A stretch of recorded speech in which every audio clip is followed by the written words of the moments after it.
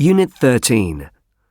You will hear a journalist talking on the radio about adults in their 20s and 30s who still live with their parents. For questions 1 to 7, choose the best answer, A, B, or C. Hello and welcome to the programme. This morning we're going to discuss boomerang kids, adults that stay at home or return after university to live with their parents until they're in their mid-20s or even their mid-30s. And here to tell us about the results of a recent survey on this subject is Sadie Andrews. Thanks, Matt. Yes, well, the results show that the number of 18 to 24-year-olds in Europe still living at home has reached 67%, although that figure is much lower for countries in Northern Europe.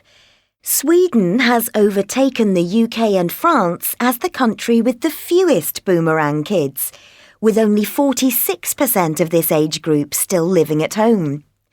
As you might expect, that figure rises to over 90% for countries in Southern Europe, such as Spain and Italy, where young people have traditionally lived with their parents for longer. And despite relatively low rents, there's little change here because family relationships remain very strong.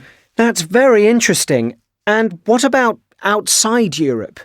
Yes, the survey also covered the United States, where the trend is also for people to live at home longer. Though here the reason given wasn't to do with people having to pay back huge student loans, as this is nothing new. Boomerang kids here said there was no reason for them to leave home because they got on so well with their parents. Many people reported continuing to live at home even after they got married.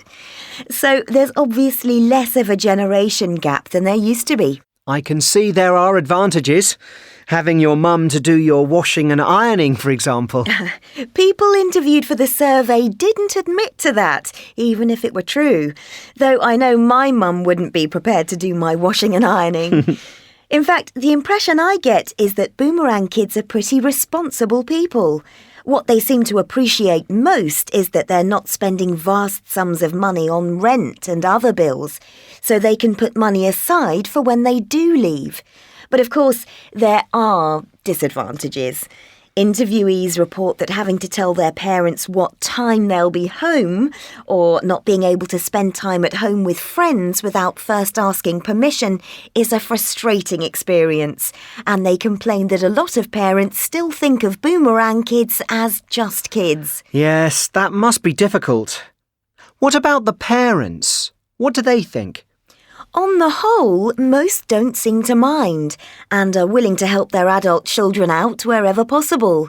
However, in some cases, parents find that just when they've reached the point in their lives when they have the time and the money to do whatever they want, they are held back because of their adult children's needs.